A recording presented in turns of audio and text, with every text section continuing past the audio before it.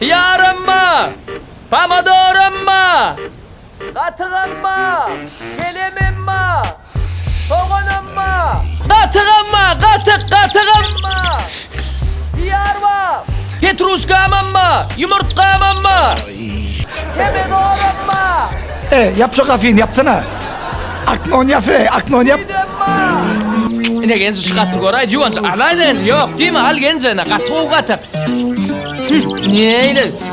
Katığın mı? Katığın mı? Alcaydı. Yatırın mı? Artık yerini kıyıp durma da o. Ne bağırıyorsun ha? Benim bu atlamı satmalarına. Aile nerede? İyice almalar o. Abarot deyip nabarot bopluyorum.